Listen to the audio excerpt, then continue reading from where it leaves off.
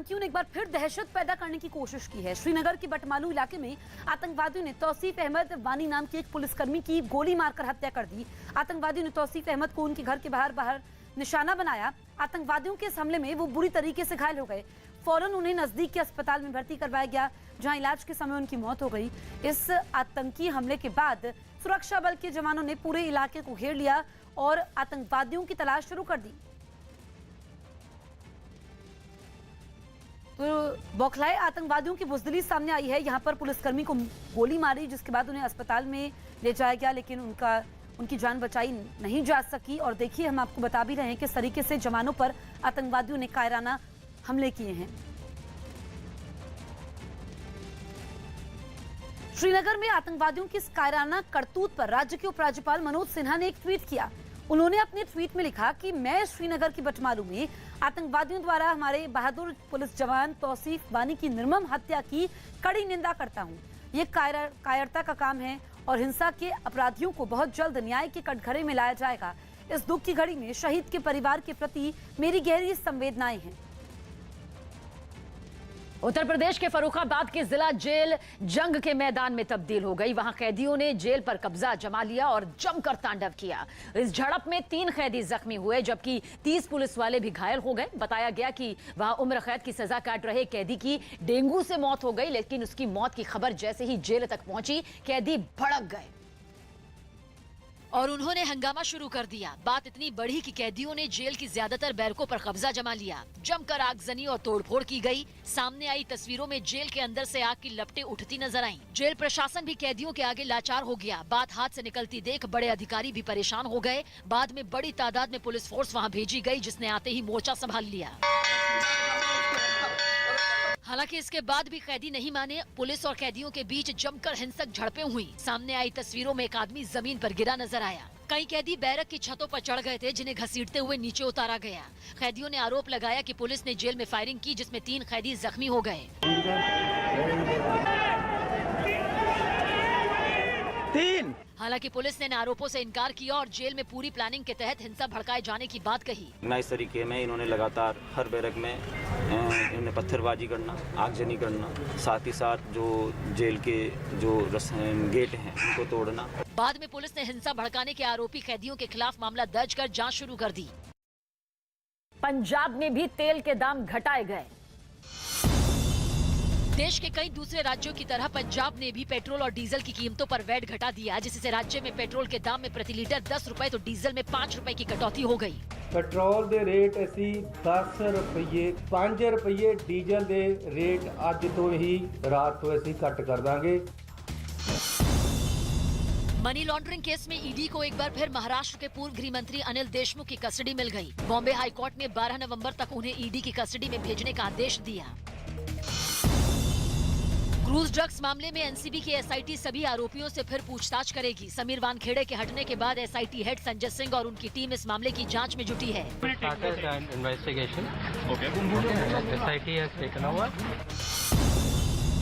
धार्मिक पर्यटन को बढ़ावा देने के लिए आईआरसीटीसी ने डीलक्स ट्रेन सेवा के तहत श्री रामायण यात्रा की शुरुआत की। दिल्ली के सफदरजंग रेलवे स्टेशन से रवाना हुई ये ट्रेन अयोध्या, काशी, सीतामढ़ी समेत कई धार्मिक जगहों पर जाएगी। इसमें जो यात्री हैं वो एक प्रभु राम से जुड़ी तमाम धार्मिक यात्रा का सुखद अनुभव ले सकेंगे। दिल्ली के द्वारका के दुर्गा पार्क में छठ घाट की मरम्मत को लेकर सियासी संग्राम छिड़ गया। आम आदमी पार्टी के विधायक विनय मिश्रा ने बताया कि जब वो लोग एक दिन पहले छठ घाट की मरम्मत के लिए वहां पहुंचे तो उन्हें बीजेपी के कब्जे वाले साउथ एमसीडी की ओर से रोक दिया गया। जब कल यहाँ पे हम घाट के मरम्मत के लिए यहाँ पहुँचे तो मेयर साहब यहाँ पहुँचे, मेयर के कुछ लोग यहाँ पहुँचे और उन्होंने उस काम को रोक दिया। तो हम ये मांग कर रहे हैं कि जब 30 वर्षों से हम लोग यहाँ छठ मना रहे तो हमको छठ मनाने दिया जाए। साउथ एमसीडी के मेयर के इस फैसले से नाराज आम आदमी पार्टी के विधायक विनय मिश्रा अपने समर्थकों के साथ पार्क के बाहर ही धरने पर बैठ गए। छठ घाट की मरम्मत पर सियासी तकरार बढ़ी तो वहाँ पुलिस बल की भारी संख्या में तैनाती कर दी गयी। विनय मिश्रा धरने पर है कल से और सीधे तौर पर ये मांग कर रहे हैं कि इजाजत अगर मिली तो ठीक है और अगर नहीं मिली तो सारा सामान कुदाल वगैरह लेकर आए हैं। इसी पार्क में यहाँ छठ मनाया जाएगा। लेकिन साउथ एमसीडी के मेयर मुकेश सूर्या ने आम आदमी पार्टी के विधायक के आरोपों को बेबुनियाद बताया। इस छठ घाट को रोकना चाहते हैं जिसको हम एमसीडी के लोग बना रहे हैं। लोक आस्था के महापर्व छठ पर दिल्ली में सियासी घमासान रुकने का नाम नहीं ले रहा। पहले बीजेपी ने सार्वजनिक स्थलों पर छठ पूजा की इजाजत नहीं देने पर दिल्ली की आम आदमी पार्टी सरकार पर हमला बोला था, लेकिन अब आम आदमी पार्टी ने बीजेपी पर छठ घाटों का निर्माण रोकने का आरोप लगाया। दिल्ली के द्वारका के दुर्गा पार्क में छठ घाट की मरम्मत पर तो आम आदमी पार्टी और बीजेपी के बीच सियासी संग्राम छिड़ गया। आम आदमी पार्टी के विधायक विनय मिश्रा ने आरोप लगाया कि जब वो और उनके समर्थक छठ घाट की मरम्मत के लिए वहां पहुंचे तो उन्हें बीजेपी के कब्जे वाले साउथ एमसीडी की ओर से रोका गया, जिसके बाद विरोध दर्ज करवाने के लिए विनय मिश्रा अपने समर्थकों के साथ पार्क के बाहर धरने पर बैठे। छठ घाट की मरम्मत पर सियासी तकरार बढ़ी तो वहां पुलिस बल की भारी संख्या में तैनाती कर दी गई। उधर साउथ एमसीडी के मेयर मुकेश सूर्यान ने आम आदमी पार्टी के विधायक के आरोपों को बेबुनियाद बताया। यहाँ पे हम घाट के मरम्मत के लिए यहाँ पहुँचे तो मेयर साहब यहाँ पहुँचे, मेयर के कुछ लोग यहाँ पहुँचे, उन्होंने उस काम को रोक दिया। तो हम ये मांग कर रहे हैं कि जब 30 वर्षों से हम लोग यहाँ छठ मना रहे तो हमको छठ मनाने दिया जाए। मेयर साहब सिर्फ दुर्गा अपने इस वार्ड में सिर्फ दुर्गा पार्क कल्याणी, शिवपुर में भी जो हमारा घाट था वहाँ पे भी उन्होंने काम बंद कर दिया कि वहाँ पे भी छठ नहीं होगा। तो मेयर साहब का कहना है कि उनके वार्ड में किसी भी घाट पे छठ पूजा नहीं होगी।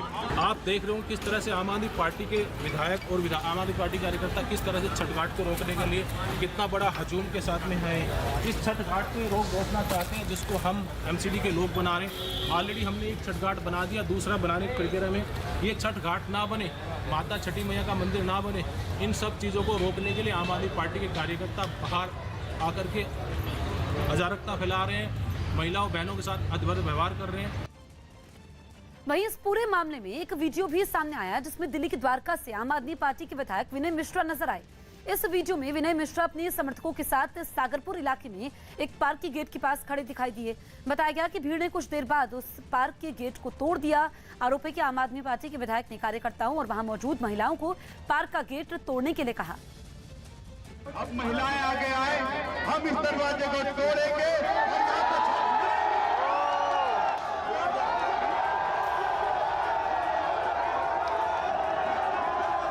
अब महिलाएं आगे आए, हम इस दरवाजे को तोड़ेंगे।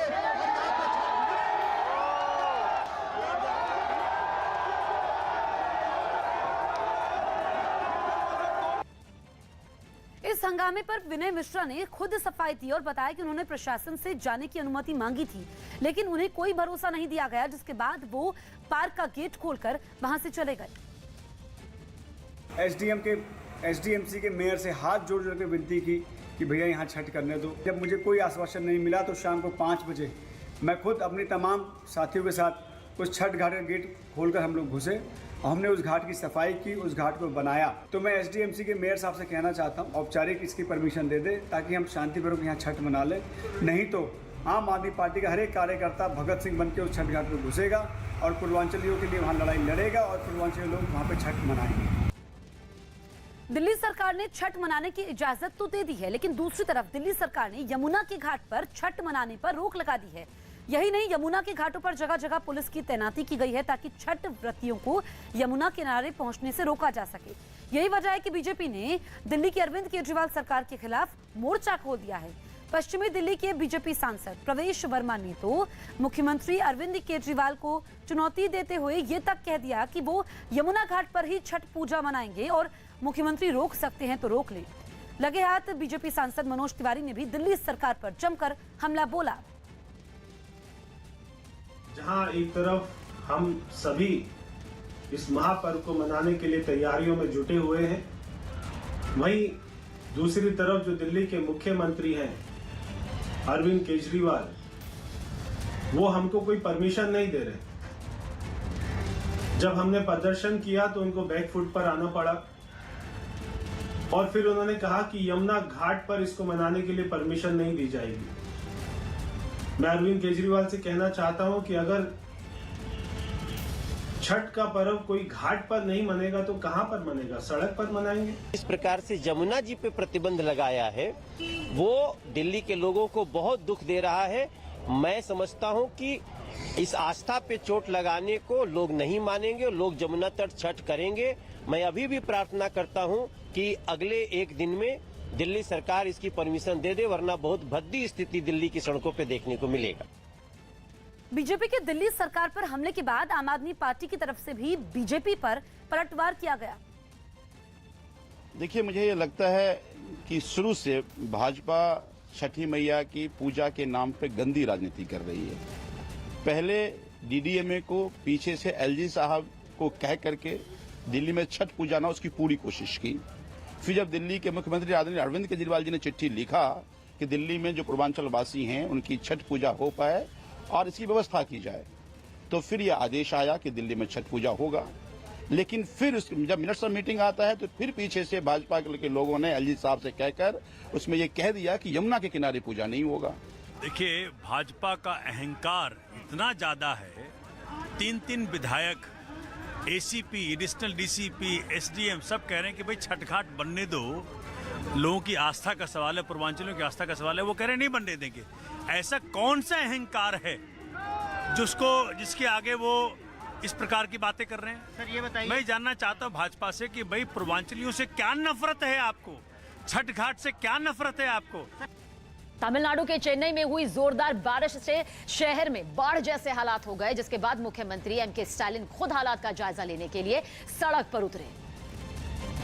क्योंकि चेन्नई के कई इलाकों में बारिश का पानी जमा होने से सड़कें ही दिखना बंद हो गईं, जिसका सीधा असर ट्रैफिक पर पड़ा। जिन सड़कों पर आम दिनों में गाड़ियां फराटे से दौड़ती थी, उन सड़कों पर गाड़ियों की रफ्तार सुस्त पड़ गई। सबसे ज्यादा परेशानी उन लोगों को हुई जो जरूरी काम के लिए अपने घरों से बाहर निकले, लेकिन उन्हें घुटने तक पानी से होकर अपनी मंजिल तक जाना पड़ा। शहर के निचले इलाकों में तो हालात बेहद खराब दिखे। वहाँ कुछ जगहों पर 4 से 5 फीट तक पानी भर गया, जिसके बाद गाड़ियों के पहिए तक दिखना बंद हो गए। यहाँ तक कि कई मकानों में भी पानी घुस गया और दोपहिया और साइकिल वालों के लिए सड़कों पर चलना दूभर हो गया। हालात बिगड़े तो फौरन राहत टीमों को भी मदद यहां पर लेनी पड़ी और मैदान में उतार दिया गया, ताकि बाढ़ जैसे हालात का सामना कर रहे लोगों तक फौरन मदद पहुंचाई जा सके। मौसम विभाग का अनुमान है कि आने वाले 2 से 3 दिनों तक भारी बारिश का ये दौर इसी तरह जारी रह सकता है। लो प्रेशर बन रहा है जो दक्षिण पूर्व बंगोपसागर में, वो अभी 9 से 11 तक जो है हैवी रेनफॉल देगा चेन्नई कोस्ट, नॉर्थ आंध्र प्रदेश और तमिलनाडु कोस्ट। मौसम विभाग की इस चेतावनी के बाद एनडीआरएफ की 4 टीमों को अलर्ट पर रखा गया है, ताकि अगर हालात और ज्यादा बिगड़े तो लोगों की फौरन मदद की जा सके। इस भारी बारिश की वजह से चेन्नई के कुछ इलाकों में पेड़ों के गिरने की घटनाएं भी सामने आई,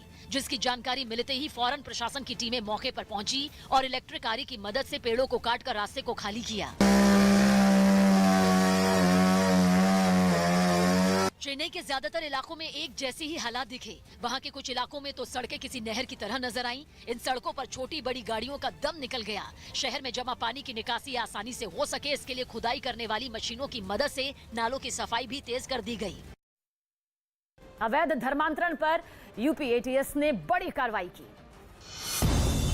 अवैध धर्मांतरण मामले में यूपी एटीएस ने मौलाना उमर गौतम के बेटे अब्दुल्ला को गिरफ्तार कर लिया। खबर है कि विदेशों से मिली रकम के बारे में हुई पूछताछ में सही जानकारी न देने पर उसकी गिरफ्तारी हुई। पंजाब कांग्रेस के अध्यक्ष नवजोत सिंह सिद्धू ने 12 ट्वीट कर राज्य में अपनी ही सरकार को घेर लिया। सिद्धू ने एडवोकेट जनरल एपीएस देओल को घेरते हुए ट्वीट किया, जिसमें उन्होंने लिखा कि न्याय अंधा हो सकता है लेकिन पंजाब के लोग नहीं। एक दिन पहले एपीएस देओल ने सिद्धू पर काम में अड़चन डालने का आरोप लगाया था। ईडी के बाद सीबीआई अब महाराष्ट्र के पूर्व गृह मंत्री अनिल देशमुख की कस्टडी लेने की तैयारी में है। ट्रांसफर पोस्टिंग मामले में सीबीआई ने इसी साल अप्रैल में देशमुख के खिलाफ केस दर्ज किया था। वहीं हाल ही में इस मामले में एक आरोपी की गिरफ्तारी के बाद जांच एजेंसी सीबीआई कोर्ट में अर्जी देकर उनकी कस्टडी की मांग कर सकती है। उत्तर प्रदेश के कानपुर में जीका वायरस का कहर जारी है और अब तक इस खतरनाक बीमारी के मरीजों की संख्या बढ़कर 89 तक पहुंच गई, जिनमें 3 एयरफोर्स के कर्मचारी भी शामिल हैं। पिछले 24 घंटे में कानपुर में जीका वायरस के 10 नए मरीज सामने आए। स्पेन के ला पाल्मा द्वीप पर फटे ज्वालामुखी की आग उगलने का सिलसिला थम नहीं रहा। इस ज्वालामुखी को फटे 1.5 महीने से ज्यादा का वक्त बीत चुका है, लेकिन वो अब तक शांत नहीं हुआ। ज्वालामुखी का तांडव स्पेन में लावा की नदी कब शांत होगा, ये ज्वालामुखी ये इस वक्त बड़ा सवाल बना हुआ है। और पहले से ज्यादा ताकत से आग उगलता दिखा। रात होते ही दुनिया तो सो गई, लेकिन अंधेरे में भी इस ज्वालामुखी का तांडव जारी रहा। वहाँ से जो तस्वीरें सामने आई उनमें किसी फव्वारे की तरह लावा फूटता नजर आया। आग उगलने वाले इस ज्वालामुखी में धमाके भी सुने गए। धमाकों के साथ ही उससे निकलने वाले अंगारे आसमान में उड़ते नजर आए। 1.5 महीने पहले फटा ये ज्वालामुखी सिर्फ लावा ही नहीं उगल रहा, बल्कि इससे निकलने वाली जहरीली गैस ने टापू का दम घोट दिया। इतना ही नहीं, उससे काली राख का ऐसा गुबार उठता नजर आया मानो रात के बादल ही आसमान में मंडरा रहे हों। बताया गया कि ला पाल्मा द्वीप पर फटे ज्वालामुखी से अब तक लगभग 2000 इमारतों को नुकसान पहुंच चुका है, जबकि 7000 से ज्यादा लोग बेघर हुए हैं। आर्यन ड्रग्स केस की जांच में जुटी एनसीबी की टीम के हाथ कुछ अहम जानकारियां लगी। CNN न्यूज 18 की रिपोर्ट है कि बीती रात एनसीबी की टीम ने उस क्रूज का दौरा किया जिसमें छापेमारी कर 2 अक्टूबर को ड्रग्स केस के आरोपियों को गिरफ्तार किया गया था। सूत्रों के मुताबिक एनसीबी की टीम ने पाया कि जिस रात आर्यन खान समेत बाकी आरोपियों को गिरफ्तार किया गया था, उस रात एनसीबी की छापेमारी में भारी लापरवाही बरती गई। एनसीबी से जुड़े सूत्रों के मुताबिक उस रात एनसीबी के अधिकारियों ने प्रोटोकॉल की भी चिंता नहीं की और छापेमारी की कार्रवाई पूरी किए बगैर उस क्रूज को समुद्र में जाने की इजाजत दे दी गई थी। सूत्रों ने सबसे चौंकाने वाला दावा यह किया कि उस रात एनसीबी की रेड का मकसद सिर्फ और सिर्फ आर्यन खान को गिरफ्तार करना था, जबकि बाकी कई लोगों को वैसे ही जाने दिया गया। मध्य प्रदेश के कुछ जिलों में खाद की किल्लत की वजह से किसानों की परेशानी बढ़ गई। उन्हें यह डर सताने लगा कि कहीं रबी की फसल की बुआई का वक्त ना गुजर जाए, इसलिए दमोह के कई किसान खाद के लिए सड़कों पर उतर आए। खाद न मिलने से खफा इन किसानों ने खूब हंगामा किया। दमोह से सामने आई एक तस्वीर में कृषि मंडी के सामने वाली सड़क पर कई किसान धरने पर बैठ गए। उन्होंने सड़क को पूरी तरह बंद कर दिया। इस दौरान खाद के लिए हंगामा कर रहे लोगों को पुलिस के जरिए समझाने की कोशिश भी की गई, लेकिन वो लोग नहीं माने और अपनी मांगों के समर्थन में नारे लगाने लगे। हमें अपना अधिकार मांगते, नहीं किसी से भीख मांगते। इतना ही नहीं, प्रदर्शन में शामिल लोगों ने आरोप लगाया कि खाद की कालाबाजारी की वजह से उन्हें परेशान होना पड़ रहा है। खाद पूरा प्राइवेट जो व्यापारी हैं उनको दे दिया गया है। प्रशासन की स्वयं मंशा समझ में आ रही हम लोगों को। बताया गया कि प्रशासन की ओर से कई बार भरोसा मिलने के बावजूद किसानों की परेशानी जस की तस बनी हुई है। हालांकि इस हंगामे के बाद प्रशासन ने खाद बांटने के लिए वहाँ एक टीम तैनात कर दी। चीन की राजधानी बीजिंग समेत उत्तरी चीन के कई इलाकों में आए बर्फीले तूफान ने लोगों की परेशानी बढ़ा दी। मौसम विभाग ने आने वाले कुछ दिनों के लिए भारी बर्फबारी का ऑरेंज अलर्ट जारी किया है, जिसे देखते हुए प्रशासन को भी चौकन्ना कर दिया गया, ताकि बर्फबारी से बेहाल इलाकों में लोगों तक फौरन मदद पहुंचाई जा सके। इस बर्फीले तूफान का सबसे ज्यादा असर राजधानी बीजिंग पर पड़ा। वहां से सामने आई एक तस्वीर में दिखा कि ज्यादातर सड़कों पर बर्फ का कब्जा हो गया और गाड़ियों का चलना इन सड़कों पर दूभर हो गया। हालात बिगड़ते देख फौरन राहत टीमों को मोर्चे पर लगाया गया, जिन्होंने खुदाई करने वाली मशीनों की मदद से सड़कों से बर्फ हटाने के काम में पूरी ताकत झोंक दी। वहां के एक दूसरे इलाके से सामने आई तस्वीर में भी दिखा कि इस बर्फीले तूफान के कारण हाईवे पर कई ट्रक आपस में टकरा गए और उन पर लदा सामान सड़क पर फैल गया। उधर चीन के इनर मंगोलिया प्रांत में भी कमोवेश ऐसे ही हालात दिखाई दिए। वहां बर्फीले तूफान की वजह से हवाई सेवा रोकनी पड़ी और एयरपोर्ट पर खड़े विमानों पर बर्फ की इतनी मोटी परत जम गई कि उसे हटाने के लिए एयरपोर्ट प्रशासन को कड़ाके की ठंड में भी खूब पसीना बहाना पड़ा। इस बर्फीले तूफान की मार से वहां की सड़कें, स्टेडियम, ट्रक और कारें कुछ भी नहीं बच पाए। इन हालात में जो लोग रोजमर्रा के जरूरी काम के लिए अपने घरों से निकले, उन्हें आसमान से बरस रही बर्फ का सामना करना पड़ा। बर्फबारी की वजह से सड़कों पर फिसलन इस कदर बढ़ गई कि गाड़ियों की रफ्तार भी थम गई। हाईवे पर जमी बर्फ को हटाने के लिए बड़ी बड़ी मशीनें काम करती दिखी, जबकि कुछ इलाकों में तो राहत टीमें फावड़े की मदद से बर्फ हटाती नजर आईं। हरियाणा और यूपी के कुछ शहरों में सख्ती के बावजूद किसानों ने पराली जलाई, जिससे दिल्ली की परेशानी और बढ़ गई। सर्दियों की शुरुआत में हर साल इसी तरह पराली जलाने से दिल्ली एनसीआर में प्रदूषण खतरनाक स्तर को पार कर जाता है और दावा किया गया है कि इस बार भी वही हुआ। लेकिन हरियाणा और यूपी के कुछ शहरों में किसानों ने इसकी जरा भी परवाह नहीं की। यूपी का मुजफ्फरनगर भी उनमें से एक है, जहां कुछ किसान खेतों में पराली जलाते हुए दिखाई दिए, जिसके बाद उससे इतना काला धुआं उठा कि सांस लेना मुश्किल हो जाए। खेतों के अलग अलग हिस्सों में किसान पराली जलाते रहे और हवा को जहरीला बनाने वाला धुआं आसमान में उड़ता रहा। इस बारे में किसानों से वजह पूछी गई तो उन्होंने अपनी मजबूरियां गिनवा दी। कैसा ट्रैक्टर चलेगा इस पर, इतनी पुराल पर, इसे ले जाकर कहाँ गिरेगा, सड़कों पर गिरेगा। ऐसा ही हाल हरियाणा में दिखा। हरियाणा की कैथल में भी खेतों से लपटें उठती दिखाई दी। धान की फसल की कटाई के बाद खेत में बची पराली को जलाने में किसानों को जरा भी डर नहीं लगा। पराली जलते ही धुआं आसमान में फैल गया। बताया गया कि ये धुआं हरियाणा को पार करते हुए दिल्ली तक पहुंचता है और दिल्ली के लोगों का सांस लेना भी मुश्किल कर देता है। बिहार में जहरीली शराब से हुई लोगों की मौत के बाद कई जिलों में पुलिस ने इसके खिलाफ अभियान चलाया। हाल ही में गोपालगंज समेत कुछ जिलों में इसकी वजह से लोगों की मौत का सिलसिला शुरू हो गया था। और इस बीच अवैध शराब के कारोबार पर नकेल कसने के लिए कई शहरों में प्रशासन एक्शन में आ गया। नवादा में उत्पाद विभाग और पुलिस की टीम ने कई जगहों पर छापेमारी की। बताया गया कि इस दौरान करीब आधा दर्जन अवैध शराब की भट्टियों का पता लगाकर उन्हें तोड़ा गया। एक इलाके से सामने आई तस्वीर में प्रशासन की टीम अवैध शराब को बहाती दिखी। इसके साथ ही शराब बनाने के सामान को भी नष्ट कर दिया गया। वहीं तैयार किए गए सैकड़ों लीटर अवैध शराब भी जब्त कर लिए गए। खबर है कि पुलिस ने वहां से कुछ लोगों को गिरफ्तार भी किया। नवादा उत्पाद विभाग के द्वारा अभी विशेष अभियान चलाया जा रहा है, जिसके तहत आज शहर से सटे अकबरपुर थाना क्षेत्र के चैताबिघा गांव में छापेमारी किया गया। इसी तरह मुंगेर में भी पुलिस ने अवैध शराब के खिलाफ मुहिम चलाई, जिसके तहत कुछ जगहों पर अवैध शराब की भट्टियों का पता चला। बताया गया कि पुलिस को देखते ही बदमाश वहां से भाग गए, लेकिन पुलिस ने उन भट्टियों को तोड़ने में देरी नहीं की। इसी तरह कई दूसरे जिलों में भी प्रशासन की टीम एक्शन में दिखी। ठीक। दुनिया को धोखे में रखकर चीन जैविक हथियारों की गतिविधियों में लगा हुआ है। News18.com की रिपोर्ट है कि अमेरिका के रक्षा विभाग ने अपनी ताजा रिपोर्ट में यह दावा किया कि चीन इस वक्त जैविक हथियारों की गतिविधि में शामिल है। 192 पेज की रिपोर्ट में यह भी कहा गया कि चीन तेजी से अपने जमीन, समुद्र और हवा से मार करने वाले परमाणु हथियारों का भी तेजी से विस्तार कर रहा है। और रिपोर्ट में इस चौंकाने वाली बात का भी जिक्र है कि 2030 तक चीन के परमाणु हथियारों की तादाद 1000 के करीब पहुंच जाएगी। अमेरिका के रक्षा विभाग की इस रिपोर्ट ने दुनिया को हैरान कर दिया है। हालांकि चीन ने अमेरिका की इस रिपोर्ट को भ्रामक बताया। दिल्ली एनसीआर की हवा लगातार जहरीली बनी हुई है और अभी भी कई इलाकों में सुबह सुबह एयर क्वालिटी इंडेक्स 400 के पार रिकॉर्ड किया गया, जिसको देखते हुए दिल्ली सरकार की तमाम एजेंसियों ने इस प्रदूषण पर काबू पाने के लिए पूरी ताकत झोंक दी। इस वायु प्रदूषण के पीछे दिवाली के मौके पर हुई आतिशबाजी और पराली जलाए जाने की घटनाओं को अहम वजह माना गया है, जिसकी वजह से दिल्ली के ज्यादातर इलाकों में हालात एक जैसे ही नजर आए। इस बीच दिल्ली में प्रदूषण पर सियासत भी जारी है। दिल्ली के पर्यावरण मंत्री गोपाल राय ने केंद्र सरकार को इमरजेंसी मीटिंग बुलाने के लिए चिट्ठी लिखी है। तो वहीं बीजेपी सांसद मनोज तिवारी ने दिल्ली में बढ़ते प्रदूषण के लिए केजरीवाल सरकार को जिम्मेदार माना है।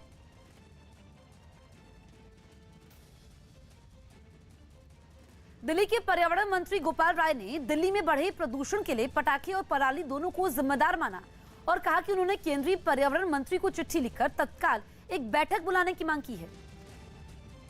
ये 5 तारीख का है जो सबसे डार्क रेड हुआ है, और ये 6 तारीख के नासा का सैटेलाइट से जो चित्र लिया गया, ये इस बात को दिखा रहा है कि दिल्ली के अंदर का जो पोल्यूशन है वो पराली जलने की घटनाओं के साथ साथ तेजी के साथ खतरनाक स्थिति में पहुंच जाता है, और पटाखे का दिवाली के दिन जो कंट्रीब्यूशन इसमें ऐड होता है वो इस पोल्यूशन को और खतरनाक बना देता है। दिल्ली से बीजेपी सांसद मनोज तिवारी ने प्रदूषण के लिए मुख्यमंत्री अरविंद केजरीवाल को जिम्मेदार माना और ट्वीट कर लिखा कि दिल्ली में यमुना नदी में अमोनिया का स्तर अधिक होने के कारण पीने का पानी नहीं मिल रहा और दिल्ली के टैक्स के पैसे बर्बाद कर सीएम फ्री में बांट रहे मौत, गंदे पानी और गंदी वायु से जिंदगी छोटी होती जा रही है। लेकिन 940 करोड़ प्रचार में खर्च कर दिए, पिछले 7 साल में प्रदूषण पर कुछ नहीं किया। वहीं कांग्रेस नेता पवन खेड़ा ने दिल्ली सरकार और केंद्र सरकार पर हमला करते हुए कहा कि पंजाब में जब चुनाव में जाते हैं तब बोल के दिखाएं कि पराली जलाई जा रही है। पंजाब में चुनाव में जब ये जाते हैं वहां बोल के दिखाएं पराली, फिर बात करते हैं इनसे। दिल्ली में खड़े होकर पंजाब के किसानों को गाली देना, पंजाब में खड़े होकर दिल्ली के पटाखे जलाने वालों को गाली देना, ऐसे सरकारें चलती हैं। नॉर्वे की राजधानी ओस्लो में सर्द और अंधेरी रातों में लाइट फेस्टिवल की धूम दिखाई दी। सर्दियां शुरू होते ही नॉर्वे में रात बड़ी और दिन छोटे होने लगते हैं। आमतौर पर दोपहर बाद ही अंधेरा छाने लगता है, लेकिन ऐसी अंधेरी शाम में भी राजधानी ओस्लो रोशनी में डूबी नजर आई। वहां की सड़कें और चौराहे लेजर लाइट से जगमगाते दिखे। इस लाइट फेस्टिवल की सबसे बड़ी खासियत पृथ्वी की तरह नजर आने वाला एक बड़ा सा बलून था। जमीन से कुछ ऊंचाई पर मौजूद इस बड़े से गुब्बारे में लेजर लाइट के जरिए ऐसा कमाल किया गया कि वो अंतरिक्ष में मौजूद पृथ्वी की तरह दिखाई दिया। Provide an opportunity for the public to look at the Earth as they've never seen it before, and almost pretend they're an astronaut. इसी तरह सौर मंडल के दूसरे ग्रहों को भी दिखाया गया। लेजर लाइट और तकनीक के कमाल से ओस्लो का आसमान जगमगाता दिखा। वहाँ एक से बढ़कर एक आकृतियां नजर आईं। बड़ी तादाद में लोग भी इस लाइट फेस्टिवल में शामिल हुए और जमकर मस्ती की। भारत T20 वर्ल्ड कप से बाहर हो गया।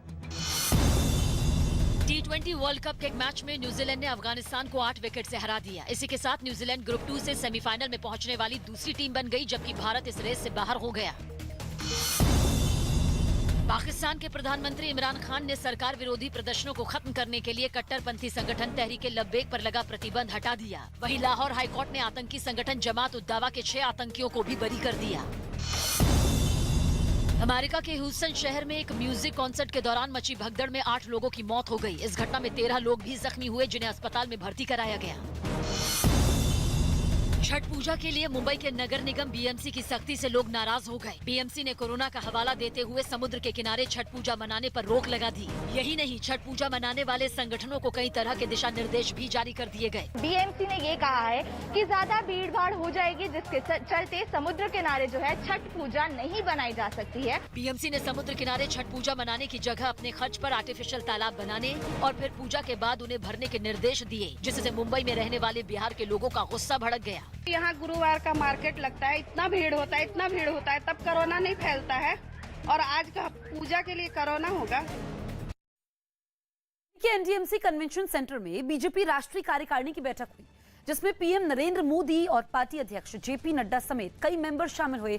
बैठक में अगले साल 5 राज्यों में होने वाले विधानसभा चुनावों पर मंथन किया गया, जिसमें शामिल होने के लिए प्रधानमंत्री नरेंद्र मोदी भी पहुंचे, जिनका जोरदार स्वागत पार्टी नेताओं ने किया। इस दौरान एनडीएमसी कन्वेंशन सेंटर के परिसर में कुछ ऐसे कटआउट नजर आए, जिन पर कोरोना काल में पार्टी और पीएम की ओर से उठाए गए कदमों की जानकारी लिखी हुई थी, जिसे प्रधानमंत्री को दिखाते हुए जेपी नड्डा नजर आए। इतना ही नहीं, प्रधानमंत्री के स्वागत के लिए वहाँ कुछ राज्यों के कलाकारों को भी बुलाया गया। जबकि छठ पूजा के मौके पर वहाँ कुछ महिलाएं भी नजर आईं, जिनसे मिलने प्रधानमंत्री मोदी पहुंचे और उनको छठ पूजा की बधाई दी। बड़ा मैसेज चुनावी राज्यों को लेकर एक रणनीति भी दिखाता है बीजेपी की। ये मैसेज है बीजेपी की तरफ से, खासकर प्रधानमंत्री मोदी की तरफ से। इसके बाद जब प्रधानमंत्री मंच पर पहुंचे तो वहाँ दिल्ली बीजेपी के अध्यक्ष आदेश गुप्ता ने फूलों का गुलदस्ता और रंग वस्त्र पहनाकर उनका स्वागत किया। जबकि पार्टी अध्यक्ष जेपी नड्डा ने अपने संबोधन में कोरोना काल में पीएम के ओर से लिए गए कड़े फैसलों की तारीफ की। इस बैठक में पीएम नरेंद्र मोदी ने 5 राज्यों में होने वाले चुनावों में सफलता के लिए पार्टी कार्यकर्ताओं को जीत का मंत्र दिया, जिसकी जानकारी बैठक के बाद प्रेस कॉन्फ्रेंस में पार्टी नेता भूपेंद्र यादव ने दी। उन्होंने आने वाले समय में पार्टी के कार्यकर्ताओं को उमंग उत्साह के साथ कार्य में जुटते हुए पार्टी की कार्य पद्धति को आगे बढ़ाने का आह्वान किया। लगे हाथ पार्टी ने इस बात के साफ संकेत दिए कि पार्टी पंजाब में अकेले सभी सीटों पर चुनाव लड़ेगी। पार्टी के प्रदेश अध्यक्ष जी के द्वारा आने वाले समय में भारतीय जनता पार्टी पंजाब में सभी सीटों पर चुनाव लड़ेगी, इस तैयारी के साथ सारे विषयों को वहां पर रखा गया। इस बैठक में लाल कृष्ण आडवाणी और मुरली मनोहर जोशी समेत कुछ नेता वर्चुअल तरीके से जुड़े। कोरोना की वजह से जान गंवाने वाले नेताओं को भी इस राष्ट्रीय कार्यकारिणी की बैठक में श्रद्धांजलि दी गई। दुनिया भर के नेताओं पर हुए एक सर्वे में प्रधानमंत्री नरेंद्र मोदी को फिर सबसे लोकप्रिय नेता माना गया। इस बात की जानकारी केंद्रीय मंत्री पीयूष गोयल ने ट्विटर पर दी। यह सर्वे अमेरिका की मॉर्निंग कंसल्ट पॉलिटिकल इंटेलिजेंस नाम की एक एजेंसी के जरिए करवाया गया, जिसमें भारत, ब्रिटेन और अमेरिका समेत दुनिया के कई देश के नेताओं की लोकप्रियता से जुड़ी जानकारियां जुटाई गई। इस सर्वे में पीएम नरेंद्र मोदी की अप्रूवल रेटिंग 70% रही, जो कि 13 वैश्विक नेताओं में सबसे ज्यादा है, जबकि दूसरे नंबर पर मेक्सिको के राष्ट्रपति रहे और तीसरे नंबर पर इटली के प्रधानमंत्री मारियो द्रागी रहे। लेकिन अमेरिका के राष्ट्रपति जो बाइडेन 44% अप्रूवल रेटिंग के साथ 6ठे नंबर पर रहे, जबकि ब्रिटेन के प्रधानमंत्री बोरिस जॉनसन इस सर्वे में 10वें नंबर पर काबिज हुए। यूरोप के देश बोस्निया में बाढ़ प्रभावित इलाकों में मदद पहुंचाने का काम तेज कर दिया गया है। भारी बारिश की वजह से वहां की कई नदियों में उफान आ गया, जिसके पानी ने शहर को कुछ इस तरह से डुबो दिया, जिसके बाद प्रशासन ने राहत और बचाव के काम में तेजी ला दी। राजधानी सारायेवो से सामने आई एक तस्वीर में प्रशासन की टीम सैलाब से एक इलाके को बचाने की कोशिश में जुटी दिखी। इसके लिए रेत से भरी बोरियों की मदद ली गई, ताकि पानी की तेज धार का रुख बदलकर शहर को बाढ़ से बचाया जा सके।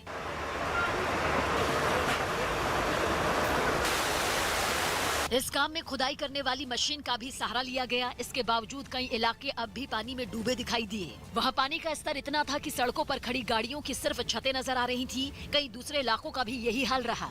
सैकड़ों मकानों ने जल समाधि ले ली। चारों तरफ सिर्फ पानी ही पानी नजर आया। ऐसे में सड़कों का तो कहीं अता पता ही नहीं था। कुछ लोग घुटनों तक भरे पानी में किसी तरह पैदल चलते दिखाई दिए। यूरोप के देश जॉर्जिया में जेल में बंद वहां के पूर्व राष्ट्रपति के समर्थन में सैकड़ों लोगों ने प्रदर्शन किया। अक्टूबर में जॉर्जिया की सरकार ने पूर्व राष्ट्रपति को गिरफ्तार कर उन्हें जेल की सलाखों के पीछे बंद कर दिया, जिसके बाद अब जेल के अंदर उनकी तबीयत बिगड़ने की खबर आई। और जैसे ही ये खबर फैली, उनके कई समर्थकों ने रुस्तावी जेल के बाहर ही तंबू गाड़ दिए। इतना ही नहीं, कुछ प्रदर्शनकारी जेल की ओर कूच कर गए, जिसके बाद सुरक्षा बल के जवानों ने भी मोर्चा संभाला और प्रदर्शन कर रहे लोगों को रोकने की कोशिश की। इस दौरान दोनों के बीच खूब धक्का मुक्की भी हुई। हालांकि बाद में प्रदर्शन में शामिल कई लोग तंबुओं में चले गए। इन लोगों ने जेल में बंद पूर्व राष्ट्रपति को अस्पताल में शिफ्ट करने की मांग की। पूर्व राष्ट्रपति के समर्थन में जेल के बाहर प्रदर्शन करने वालों में बड़ी संख्या में महिलाएं और बुजुर्ग भी शामिल हुए। पाकिस्तान ने फिर कायराना हरकत की।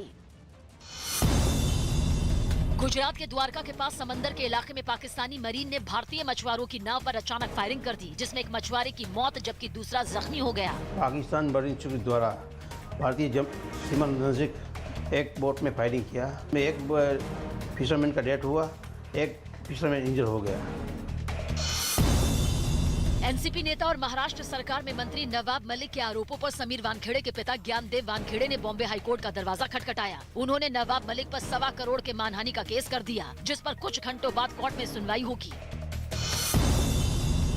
लखीमपुर हिंसा पर सुप्रीम कोर्ट में कुछ घंटों बाद सुनवाई होगी। इस दौरान यूपी सरकार इस मामले में अब तक हुई कार्रवाई की जानकारी कोर्ट को देगी। बिहार के हाजीपुर में जमीन के विवाद में दो गुटों के बीच हिंसक झड़प हो गई। इस दौरान वहां कई राउंड फायरिंग और बमबाजी भी हुई, जिसमें कई लोग घायल हो गए। मध्य प्रदेश के जबलपुर से एक हैरान करने वाला वीडियो सामने आया। वहां पुलिस थाने से कुछ दूरी पर एक नेता ने बीच सड़क पर अपना जन्मदिन मनाया। बताया गया कि ये पूरा इंतजाम बजरंग दल के एक नेता के जन्मदिन पर किया गया, लेकिन इसके लिए सड़क किनारे ही मंच लगा दिया गया और वहीं जन्मदिन का जश्न शुरू हो गया। बड़ी तादाद में लोग सड़क किनारे ही खुशी में झूमते नजर आए। मंच के अलावा नीचे भी लोगों की भीड़ मौजूद दिखी। ढोल की धुन पर कई लोग डांस करते भी नजर आए। सड़क पर ही जन्मदिन का जश्न मनाने की वजह से वहां जैम जैसे हालात पैदा हो गए, लेकिन इन सबसे बेपरवाह लोग जश्न मनाने में जुटे रहे। इस बीच कोरोना नियमों की भी धज्जियां उड़ा दी गई।